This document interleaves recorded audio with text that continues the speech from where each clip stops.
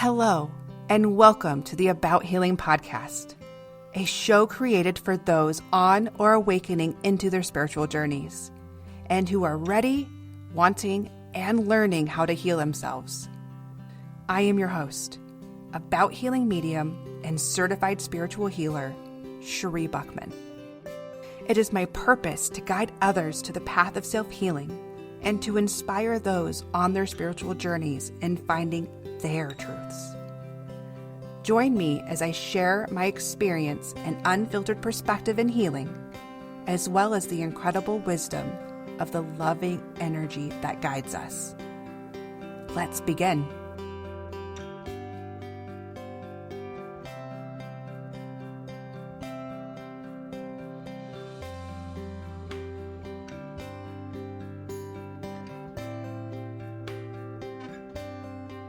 Hello, beautiful souls, and welcome back to another episode of About Healing podcast.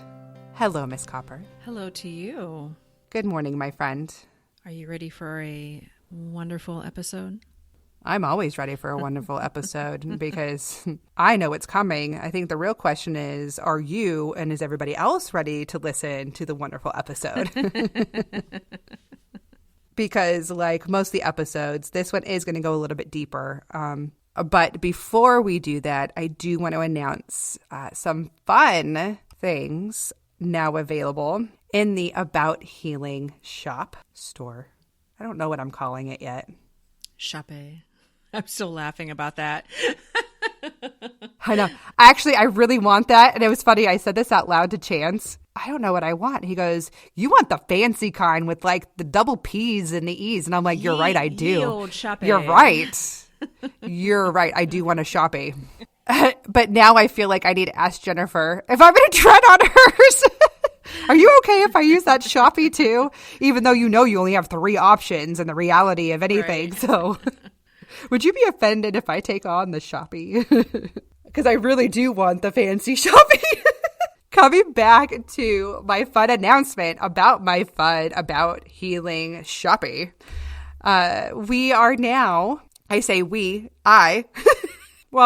with Copper's encouragement. Yeah. So yes, we. I was going to say, I'll say we, me, and Copper if she were here packaging and sending out the stuff, but no. Girl, if I was there, we would not be that productive. No. Instead, I send her pictures and she's like, ooh, pretty. Again, totally digressing. Coming back. Crystals are now available in the About Healing Shoppe. This is not going to get old. I'm going to continue this for a very long time. Sorry. To get serious, of course, I love crystals, always loved crystals. And to be the About Healing medium and this to be the About Healing podcast, crystals are such a natural source of healing. They are natural to the earth. They come with their own vibrations, and each one has their own natural powers sort of sense. Like, I'm not saying they're magical. They can be, but it also comes and they work as long as you are willing to try it. And so some of the items that will be on my website, abouthealingmedium.com, in the store, you will find not only my healing journals and gift certificates for my sessions, but I also will be creating these healing crystal sets. And I love this. I'm so excited to be doing this, where I am creating these little sets or bundles of maybe 3 crystals or so. One will have to do with like self-love. Another set will do with maybe self-esteem. Another set will have to do with forgiveness. But these will be pocket crystals, and these will be tumbled crystals that can fit in your pocket and go with you. With every set that I send out, I will be sitting with them, creating and putting beautiful healing intentions on every set that goes out for every single customer, because this is part of what I'm doing. And I want to make sure that all of you, and for everybody who is ready for healing, that you're getting the most of it. So with the support of loving spirit and my own energy, and with your own, I will be creating these. And another bonus, another option is I'll be doing personalized healing sets. For those of you who don't know what you want or need, you can pick the size or the set that you want, and then I will sit in your own energy and select the ones intuitively that is needed for you in this time. So very exciting. So go back and keep checking. I will add more as time goes on. So now let's see if I can reel myself back in, because today's topic really is not a light one. And as easy as it is to look at the topic and read it, talking about false and limiting beliefs, this is actually goes quite deep. And you may have heard me talk about false beliefs before in separate episodes where I've brought them up.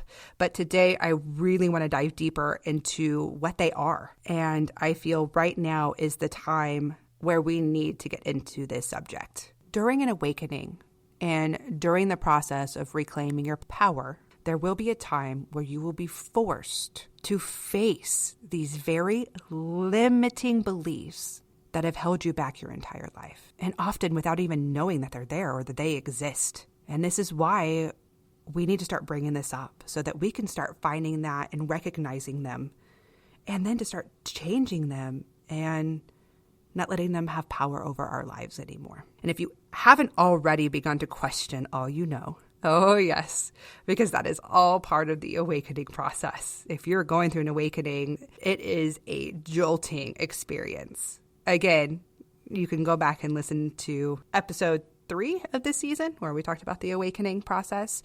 But within that, when you are questioning everything you know, you are going in and going through the false beliefs that you have taken on your entire life. And it is an unstabilizing feeling. It does. It rocks your world, because false beliefs are rooted down into the base of your beliefs, the base, the foundation. And often these all come from childhood. And I'm trying to prepare you that this is a normal feeling, and it is a normal thing that happens, especially feeling so out of it and not knowing which way is up and down, that unstabilizing feeling. Because in order to recreate or rebuild your life and taking your power back, you have to demolish what was already standing, and you have to go in and fix that foundation. So you're in there and you're mending your foundation. And this is how you're going to bring that stability back and making it the firmest foundation there can be when you start framing and building yourself from the inside out. And it's overwhelming. It is extremely overwhelming, mostly because it's the ego. Ego has a very difficult time in changing and seeing the things or the way you live your life or the things that you've been taught, that they are not all necessarily right. And not right in the general terms, but right for you. Because what's right for you and what's right for somebody else can be very different. And that's a hard thing to separate from, especially from your family or the way that you were raised. Some people have a very easy way of doing this because they were brought up in one extreme, and they know right off the bat that that's not the way that I want to live, or that's not how I want to think, or that's not how I want to believe. So they've created the opposite. So when you talk about this and you're knocking that foundation down, is it normal to find that there are things that you do keep as a belief, or like it's okay when they're doing this? Is it okay to have that? Absolutely.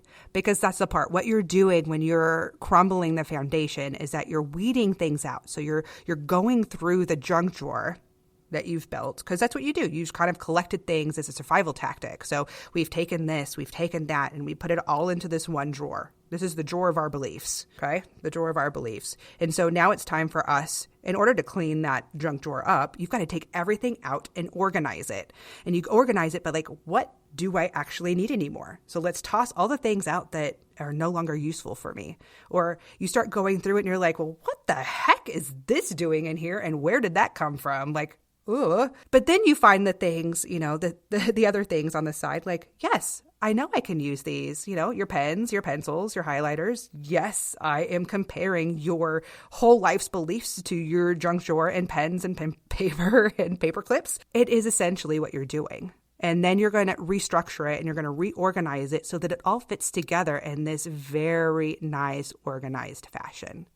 Or maybe you don't like it organized, and that's okay too, because that is your right also. But this time, the whole point is that you have the right, you have the power to put it back together any way you want. And then it's okay if certain things don't fit with you anymore. And it's okay that you're not ready to give up this one thing you probably know you should get rid of. It is okay that you're not ready for that either, because there is a time and a place where you will be, and that's okay. That'll be the next time you go through it, because the next time you go through it, it's not going to be as big as it was before. You'll just have little things. But I also wanted to prepare you that while you are starting to throw out some of those old things that you haven't touched in a long time, you have to go through these questions of, but do I really need it? But this is meaningful. I like to hold on to this because this has a lot of meaning, or like you never know, because it's difficult for the ego to reform our very rooted beliefs, because it comes with change, that comes with everything else. Okay. And it has to do about ourselves. This is about ourselves, the beliefs that we have within ourselves. This is our connection sometimes to our family, the connection to religious beliefs, about society. I mean, this is multi-layered. And you know what? And the other hard part about this is because this is all we've known. And that's why it's also hard to change that, because, well, what else is there? I know this probably doesn't fit me, but what else could I latch onto, or what else could I believe? But that's the point, is to start questioning that. That is the whole point of this, is start questioning and then start finding and searching. So even this episode is not about finding the truths. I want to talk about the false beliefs. That is coming up soon, just so you know, we will get there. Today, I want to go back into finding the false beliefs and what they are, and then what they look like, so we know what we're working with. So the term false beliefs, they are actually a misconception resulting from incorrect reasoning. This is very interesting. That means there are the things that we believe that we've been told it's because just the way they are, you know, when we start asking questions, or it's just the way it's been done. We don't know any other different ways. Or again, there's no reasoning behind it. But there are thoughts and beliefs that we've collected throughout our lives that were not necessarily ours. And sometimes we don't even know where they came from, or why we think certain ways, or why we believe a certain way about ourselves, because they were created out of survival when we were young. So as I created this episode, I really sat down and I took a minute to kind of get into my more meditative space. And I did ask Spirit to kind of help and guide me through this, because obviously I don't want to share just opinions, my own personal opinions. While some of these are examples of things that I have been through, that Spirit has guided me in sharing these topics, because this is what is needed right now for those who are listening. It starts with understanding how important it is to know about false beliefs and where to look and what they do. Because false beliefs help form the self-limiting beliefs and thoughts about ourselves. They keep us from thriving in our own lives. That's how important it is. Like, for instance, and what I mean by this, a false belief would be, I am stuck in my current life situation. That is truly believing that you're stuck and there is no way out of the situation you are in now. False. Or, I must have the approval of others to have self-worth. This is something we've collected over time, and this is a false belief. It can be, change is negative and it must be avoided. Or, I can't because I may fail. These are really deep expressions of a false belief, but they are false beliefs, because we also have the classic ones, which are, I am not smart enough, I am not good looking enough, or I don't deserve blank, because none of those are true. Not a single one of them are true. It is a personal belief that you've took within yourself, because not every single person believes that, or knows that, or takes that with them. False beliefs create a tremendous amount of stress in our lives, because we are doing and thinking what does not actually fulfill us. I mean, you have to really think about that, because are you one who suffers from anxiety, like on a daily basis, or living in stress often? Because a part of that is, and what I have always believed in the connection with anxiety, is that you are not living and aligning with what you believe or what you want, and giving away your control. It is a sign of looking in there and trying to take your control back. Because false beliefs and creating that stress, it is actually out of line with our own feelings. But the reason we've created that and we've taken these on was purely for survival.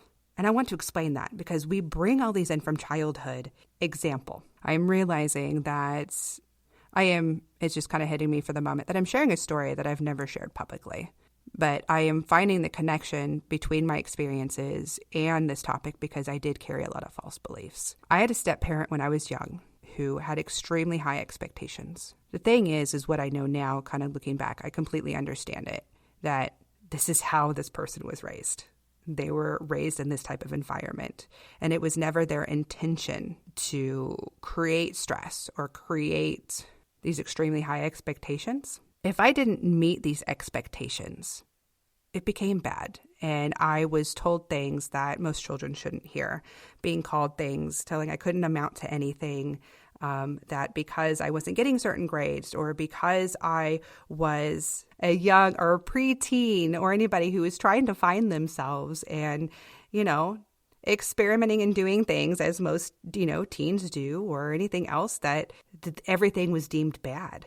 So to avoid the conflict, and for what I know now, especially when I got into the work that I did, my professional work in education, which, by the way, it was also a motivating factor because I was also told I'd be amount to nothing. And boy, did that light a fire under me to prove that that was not going to be the case. I went and got a degree. I became a social worker. I was also helping children coming out of situations like I did because I was emotionally and mentally abused. Again, without that intention of it, but that is what happened to me. And my point of this story was, as a survival tactic during this time, I created my extreme people-pleasing actions. To avoid conflict, I had to adapt and try to create and please this person so I wouldn't fall victim to the, I guess, quote-unquote abuse of what I felt abuse or the negative comments, so on and so forth. So I walked on eggshells, doing everything in my power to create a perfect image and behavior. And right now, this is kind of bringing up a lot of emotion because I'm bringing back because what I'm about to say is this was the most stressful and most anxiety-filled time of my entire life. Number one, I was a child. There wasn't much I can do about it. Some of you are probably wondering if that was a step parent, what was your parent doing? My parent was working. They weren't home a lot. So this was happening behind the scenes, which is why. But as a child, you also don't really know how to navigate this or whatever it was. So you just adapt to survive. And that is what I did. And this brought me into, because eventually I wound up moving with the other parent and got out of the situation and found out that I was traumatized by it. And I have taken all of these, again, survival tactics with me the rest of my life. But it did bring me into a depressive state. I had anxiety. I was put on psychotropic medication to help me with this. I mean, I was on antidepressants, anti-anxiety pills. I was going to a therapist because I had to come back and understand that I was allowed to be me. I was allowed to make these choices I was making because I was learning and growing. And that was okay. I mean, obviously there are things as a child that I need to have consequences for, but I was being belittled, and that was extreme. And that really gets into your psyche. And it brought with me into adulthood. So these were things that I have been shedding part of my whole life. And I knew those things that were planted during that time. These are very, very vulnerable times when we are young. And it's not just when we're toddlers. It is. Adolescence is huge in what we take on for us and our experiences too. And then we start to believe these things. And some of them I did. And I had to learn, I was adapting to my surroundings, that if I just pleased everybody, I can avoid this conflict and I can avoid anybody lashing out at me.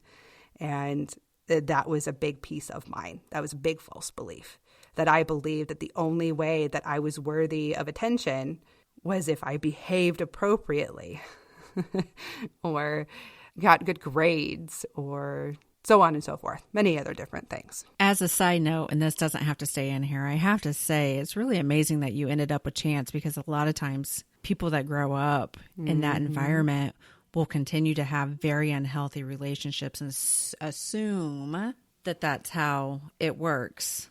Like right. You could have just as easily married someone abusive. Correct. And a lot of people do.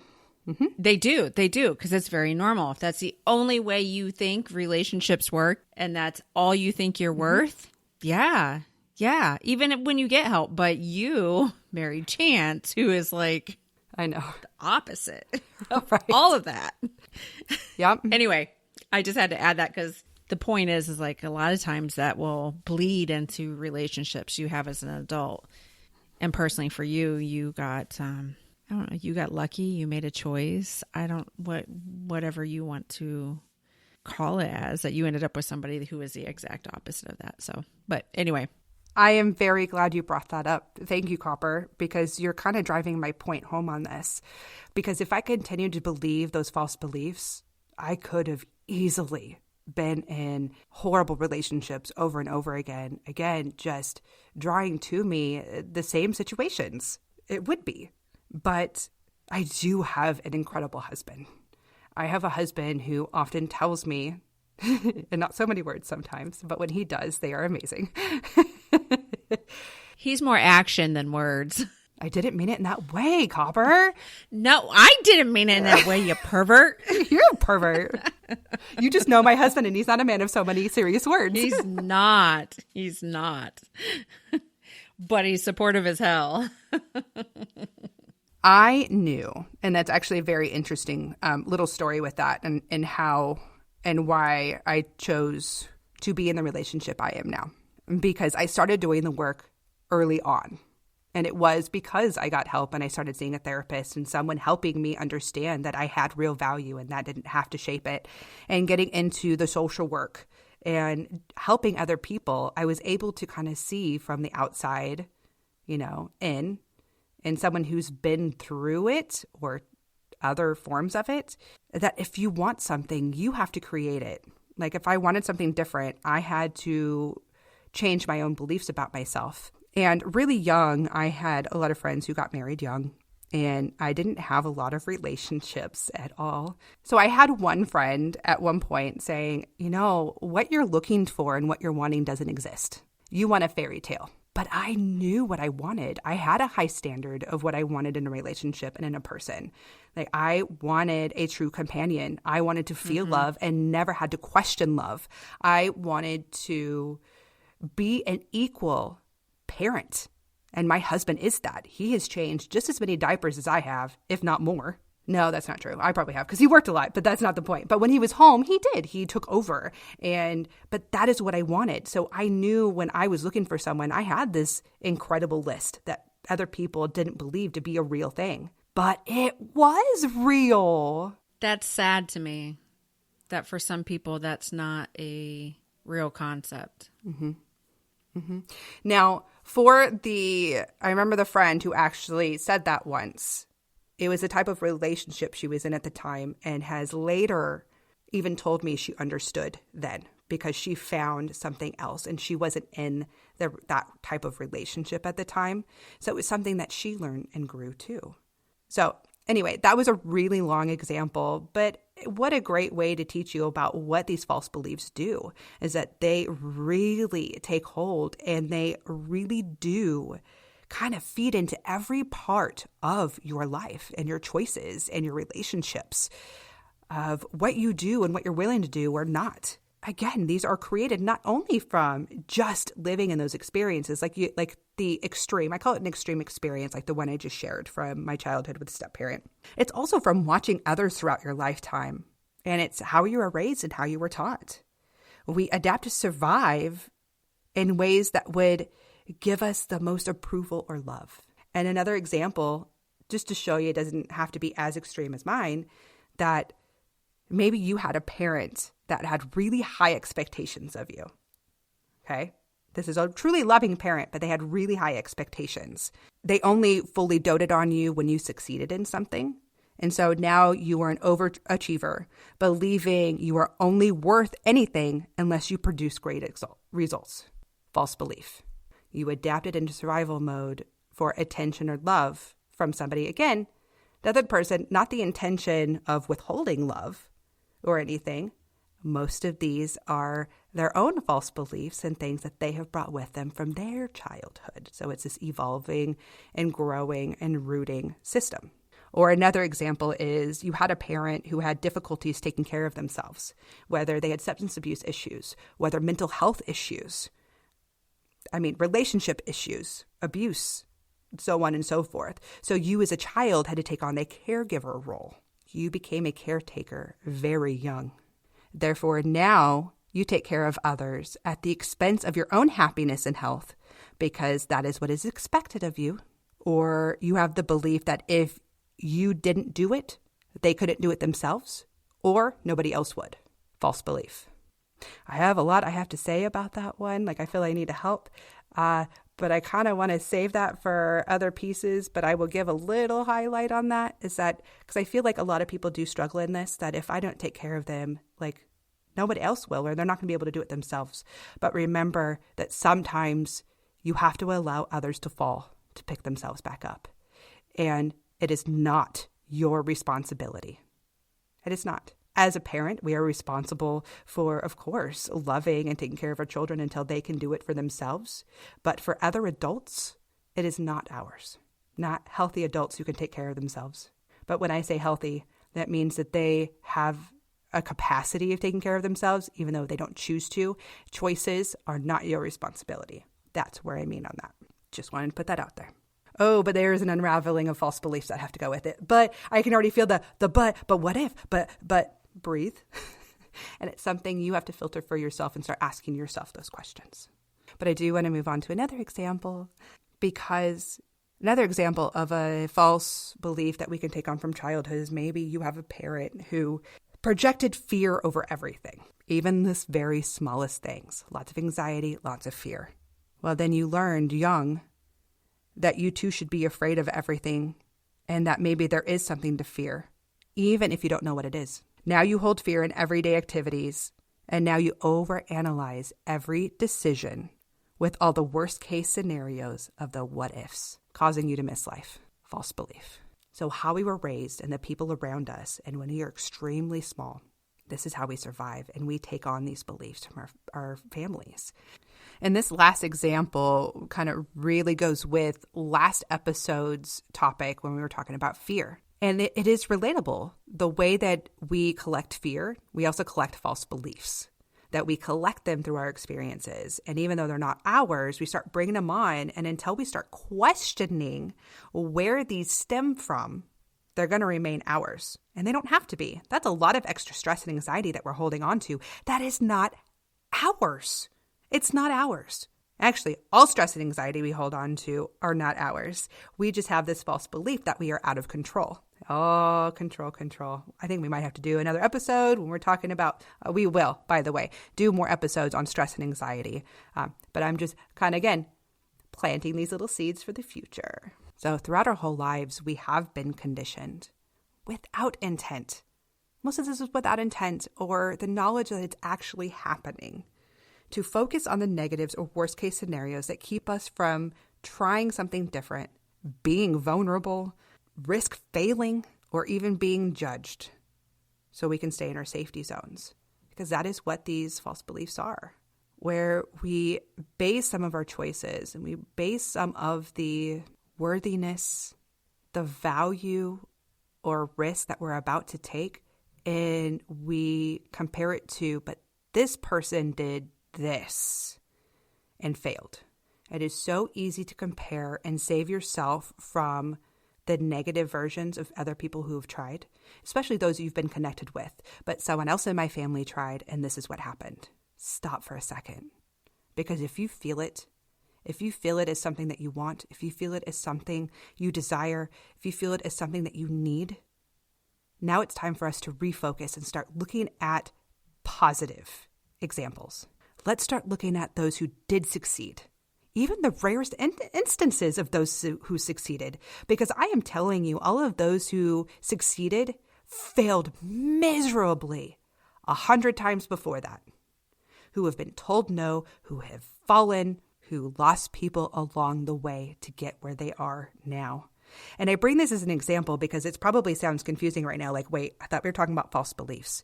But our false beliefs are so rooted into what we allow ourselves to do. Like I said earlier in this episode, it's those false beliefs of believing that you're stuck in your current situation. It's the I can't because I may fail thoughts. I must be approved by others to have self-worth. Again, we collect these because either we've been told or have witnessed this. So let's start looking at the more positive role models or the positive situations. And it's the recreating that belief into something better. Yes, I can do it. If I want it enough, and if I am willing to fall and stumble along the way, you're going to eventually get there. We have to notice our habits, the habits of thought, the habits that keep us from believing in ourselves, believing in others, that stop us from doing and creating the things that we want. We need to follow that, start recognizing it, follow it back to the root of the fear. Because the fear is where we're going to find it, and we're going to start to understand it, and then we can start plucking it and changing it. We have to get past the fear of change. Oh man, isn't that one that we have been hounded with in survival, that change is scary, that change is negative. In my experience, change is amazing. It gives you new opportunities, but it is out of your comfort zone because we don't know what we're going to expect with change. No idea. But start bringing in the new belief that no matter what changes, you can change it again if it doesn't work out. Inventors do it all the time. They try to create something, and if it doesn't work the first time, altering and changing it and molding it, and it also turns into something else until eventually they get a result. Same thing. And you can take this with anything in your life. And in this topic, and in finding and removing these false and limiting beliefs, this is where we stop talking about just surviving our lives and we take the brave step into thriving in it, taking away the anxiety, taking away the stresses, taking away the things that no longer serve you and not for your highest good. It's time to go back and empty out that junk drawer with the things that you're ready to weed out or to get rid of or throw away. And then we're going to start piecing together that foundation so we start feeling stable again, where we don't have to live on that slant or the cracked foundation, the holes, trying to avoid the holes of life and make ourselves whole again. I just want to share with you that next week, I will guide you through finding your own truths. This week was about weeding out the false. Next week, we're going to learn how to find our own. So until next week, my friends, be kind to yourself. With so much love and gratitude, I want to thank you for listening to this week's episode. My hope today is that the message continues to guide you along your path to healing. To learn more about me and my purposeful work, visit my website at abouthealingmedium.com. You can also follow About Healing Medium on Facebook and Instagram, where you can find the episode's healing guidance, quotes, tips, insights, and chances to win free stuff. To ask a question or to share comments, email me at abouthealingpodcast@gmail.com, or feel free to reach me on Facebook and Instagram at About Healing Medium. Until next time, be kind to yourself.